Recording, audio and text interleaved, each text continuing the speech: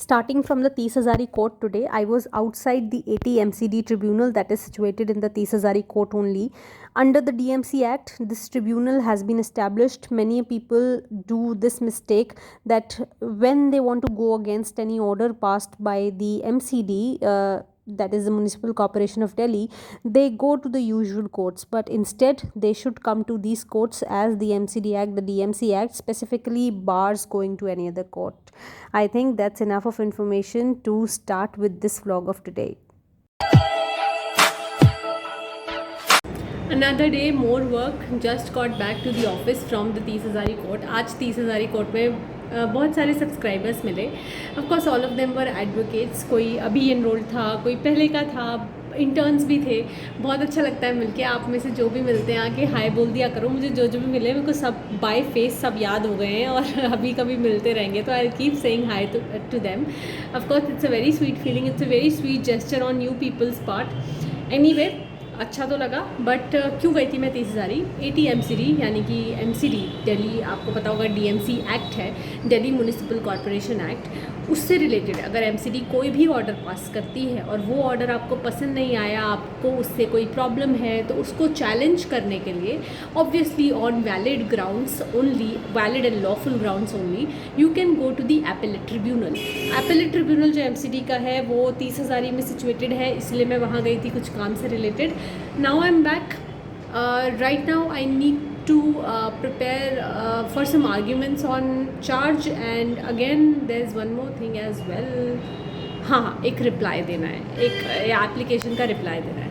बस इतना काम है आज के लिए. बस इतना नहीं है, वैसे 2 चीज़ें प्रिपेयर करनी बहुत बड़ी चीज़ होती है, हो भी नहीं पाएगी शायद एक दिन में. इसके बाद टुमारो इज़ सैटरडे, कल की कल देखेंगे, अभी आगे का तो देखें.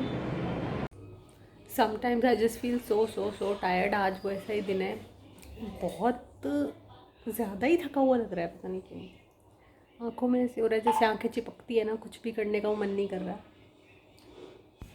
आगे ना बहुत कुछ इंटरेस्टिंग डिस्कस करने वाले हैं, एकदम से बहुत एनर्जी आ गई थी. बट उससे पहले, क्योंकि अनअकैडमी ने सभी उन लोगों के लिए जो जुडिशरी के लिए प्रिपेयर करना चाहते हैं, उन सब के लिए उन्होंने free classes and free test series launch किए हैं.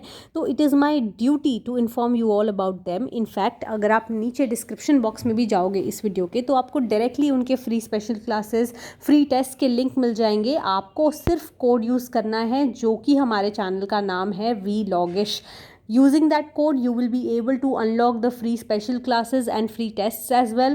And if you decide that you want to purchase any course, you want to prepare yourself for the PCSJ exam using Unacademy's courses, then also if you will use the code VLOGish at the time of checkout, you will get an additional 10% off on the prices that are already at their best rates. In the special classes यहाँ पे आपको हर कोई facility मिलती है जो Unacademy की paid classes में आपको मिलती है. यहाँ पर आपको लेक्चर नोट्स भी फ्रीली अवेलेबल होते हैं, और जो सब्जेक्ट्स हैं वो तो इतने वाइड हैं कि आपको और किसी चीज़ की बहुत बार ज़रूरत नहीं भी पड़ेगी.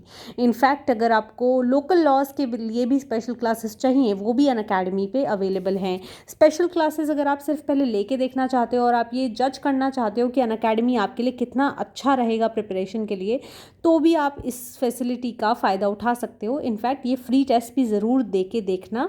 All the best for your judiciary preparation. बहुत इंटरेस्टिंग सी एक बात करते हैं. Before I retire for the day, one very important thing. मैं आज के ऐसे ही एडिटोरियल्स पढ़ रही थी इंडियन एक्सप्रेस में.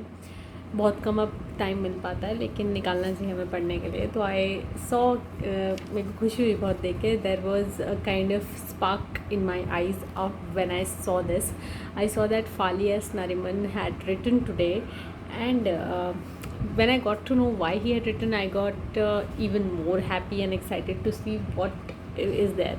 So it's 1st of April, the April Fool's Day. और मैं आपका कोई अप्रैल फूल नहीं बना रही हूँ. आज CK दफ्तरी का बर्थडे होता है. CK दफ्तरी इतने बड़े लॉयर, और उनके ना विट के बारे में फाली नरिमन बता रहे हैं. बोल रहे he was very witty, very funny even in the most difficult times such as the times of emergency. तो एक उन्होंने इंसिडेंट बताया अभी कि एक बार एक जज को अटैक, कोर्ट में एक अटैक जैसा हो गया था. तो असिलेंट ने ना, जो दूसरे जज बैठे थे बेंच पे apart from the chief justice, जो तब के चीफ जस्टिस थे, जस्टिस हिदायतुल्लाह के टाइम की बात है ये। उनके यहाँ पर कट लग गया था, तो जब दफ्तरी उनसे मिलने गए हॉस्पिटल में तो उन्होंने बोला कि आई टेल यू दीज असेलेंट्स, ये भी ऐसे होते हैं ना जो आपके वीकेस्ट पार्ट पे वार करते हैं। तो जज बड़ा you can say he was taken aback, he was like कि ऐसे कैसे बोल दिया मेरे को। But then when he saw that Daftari had that sparkle in his eyes कि वो मिसचिफ कर रहे हैं, वो फन कर रहे हैं, मजाक कर रहे हैं ऐसे मोमेंट में भी। So he laughed out heartily. So that's the beauty of our profession, when people tell me that you should remain calm, you should not really laugh too much, you should remain in a circle of the opinion created by people, in the stereotype created by people. I get really offended by that.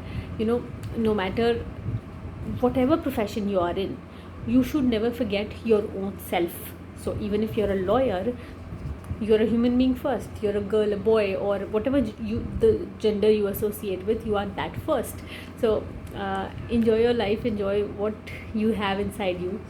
If you want to project yourself, ऐसा नहीं है कि आपको अपने profession में कुछ अच्छा करने के लिए, अच्छा दिखने के लिए अपने आप को कुछ अलग या फेक प्रोजेक्ट करने की ज़रूरत है। ये नहीं होता।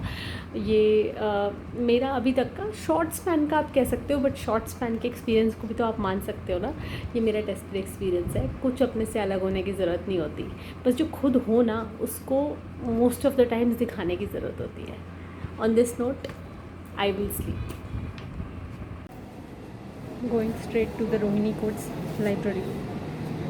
I was in the Rohini court library that day, और मुझे लगा कि मुझे अपना ये टाइम बहुत ज़्यादा लाइब्रेरी में स्पेंड करना चाहिए, क्योंकि बहुत सारी ऐसी बुक्स होती हैं, बहुत सारी ऐसी कमेंट्रीज़ होती हैं, जैसा कंटेंट आपको ऑनलाइन नहीं मिल पाता है। आपको इनके पुराने वर्जन्स भी लाइब्रेरीज़ में जाके ही मिलते हैं। ये इतनी मोटी मोटी बुक्स अगर आपको इंटिमिडेटिंग लग रही हैं तो बिल्कुल भी डरना मत, पढ़ के बहुत मज़ा आता है। इनफैक्ट जब आपको एक बार समझ आने लग जाता है तो आपके लिए ये जो इतनी सारी रिसर्च इसमें दी हुई है ना, ये बहुत हेल्प करती है। और फिर आपको बहुत स्मार्टली तो पढ़ना ही होता है। ऐसा थोड़ी ना है कि अगर पेजेस आपको वहाँ पे 2000 दिख रहे हैं तो आपको पूरे 2000 ही रीड कर लेने हैं। आज का रोहिणी कोर्ट लाइब्रेरी वाला काम तो ख़त्म, रिसर्च भी ख़त्म। आज कहीं जाना भी है शाम को, थोड़ा जल्दी चलते हैं घर। But I think for tomorrow that is Sunday continue करनी पड़ेगी ये चीज़। कोई नहीं, खुशी खुशी कर लेंगे कंटिन्यू, क्योंकि कुछ काम बहुत ज़रूरी कंप्लीट करना है। तो let's do away with the holiday of Sunday tomorrow. I will meet you tomorrow. Delhi university वाले सारे ये जगह को तो जानते ही होंगे ना, सुदामा चाय और चाय के शौकीन तो बहुत जानते होंगे। वैसे मुझे मिस इंटरप्रेट मत करना, मैं दिन नहीं पीती, और जो लोग बोलेंगे कि चाय का कोई टाइम नहीं होता, चाय कभी भी पी सकते हैं, रियल चाय लवर्स वही होते हैं जो कभी भी चाय पी लेते हैं। भाई मैं नहीं हूँ, वो मैं नहीं हूँ। सॉरी, मुझे माफ़ कर देना अगर मुझसे कोई बहुत बड़ी गलती हो गई, तो भी उसे छोड़ देना प्लीज़, लेकिन मैं ऐसे चाय नहीं पी सकती। 40 डिग्री टेम्परेचर में तुम लोग चाय पी रहे हो, कौन हो तुम? और कमेंट्स में ना मेरे को प्लीज़ ऐसे don't flood me with hate comments कि आप चाय नहीं पीते हैं, I don't like you, I unsubscribe you if you don't drink chai in this scorching heat of Delhi. But I tell you, ये चाय लवर्स ना इतने प्यार से ये खड़े होके झुंड बना के गर्मियों में चाय पी रहे हैं, वाह वाह वाह। डेयरिंग तुम लोग हो, तुम, और कोई नहीं है daring, you are the ones. Salute है। Sunday and in the office, आज का जो इम्पोर्टेंट क्वेश्चन था जिस पे एक रिसर्च बहुत ज़रूरी थी, वो था related section 20A of the specific relief act से। स्पेसिफिक रिलीफ एक्ट आपको सबको पता है कि बहुत ज़रूरी है पढ़ना अगर आप सिविल मैटर्स से डील कर रहे हो तो।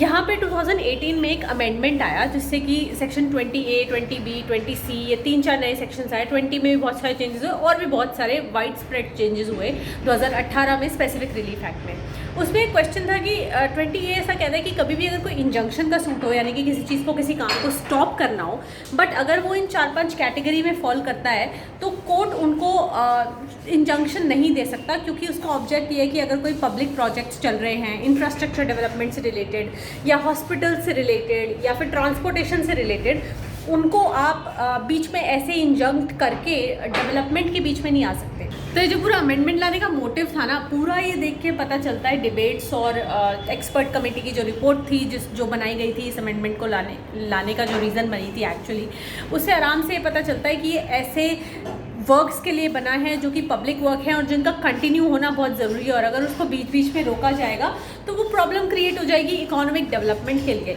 बट कुछ केसेस में हमने देखा कि ऐसे असर्शंस आ रहे हैं सामने से, ऐसे क्लेम्स आ रहे हैं कि अगर आप इस सूट प्रॉपर्टी पे इंजंक्शन मांगोगे या कोई प्राइवेट सूट है आपस में उस पर इंजंक्शन मांगोगे तो उस पर 20A का बार अप्लाई करेगा। I think that's something very unreasonable to say, क्योंकि कैसे अगर मेरे घर पे कोई इलीगल कंस्ट्रक्शन हो रहा है या ऐसा कोई इलीगल कंस्ट्रक्शन जिसमें मेरी स्टैंडिंग है, मेरा कॉज ऑफ एक्शन है, मेरा लोकस स्टैंड है, बनता है उसे चैलेंज करने का, अगर कहीं पे ऐसा कंस्ट्रक्शन हो रहा है तो वो कैसे वो पब्लिक वर्क्स के अंदर आ जाता है, मुझे वो समझ नहीं आता। हालांकि इस अमेंडमेंट में एक और बहुत बड़ी प्रॉब्लम है, इसमें ये नहीं बताया है कि ये जो सेक्शन है रेट्रोस्पेक्टिवली अप्लाई करेगा या प्रोस्पेक्टिवली अप्लाई करेगा। जब नहीं बताया तो मेरे हिसाब से तो प्रोस्पेक्टिवली होना चाहिए, बट कहीं ना कहीं इंटेंट देखते हुए लगता है कि रेट्रोस्पेक्टिवली यानी कि पहले की चीज़ों पे भी ये अप्लाई करेगा।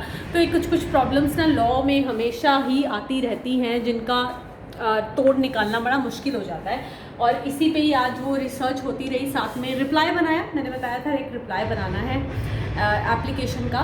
तो सिविल प्रैक्टिस जो होती है ना वो क्रिमिनल से बहुत अलग होती है। आप देखते हो मैं बेल्स का भी आपको जब बताती हूँ तो वहाँ पे ना टेक्निकल चीज़ें इतनी ज़्यादा बहुत ज़्यादा सामने नहीं आती। यहाँ पे आपको you have to give everything in writing, you have to take care of the technicalities as well. जैसे कि अगर आपको किसी पार्टी को इम्प्लीड कराना है तो भी आपको टेक्निकलिटीज़ का ध्यान रखना पड़ता है कि अगर आप ऑर्डर रूल 10 में आ रहे हो CPC के ऑर्डर 1 के में कि आपको ज्वाइन कराने है किसी नेसेसरी या प्रॉपर पार्टी को, तो भी आपको अपने आप को अच्छे से एक्सप्लेनेशन देना पड़ता है कि आप क्यों नेसेसरी या प्रॉपर पार्टी हो इस सूट के लिए। इसलिए civil practice is different. CPC को अच्छे से पढ़ना, उसकी कॉन्सेप्ट को समझना अपने आप में एक बहुत बड़ी चीज़ है, सबके लिए एक ये चैलेंज रहता है। तो if you are reading the subject, अगर आप वो कर रहे हो तो अभी और ज़्यादा अच्छे से करो। अब संडे है, शाम हो चुकी है, I think I will go to some place. अभी दिखाती हूँ मैं आपको किधर जा रहे हैं।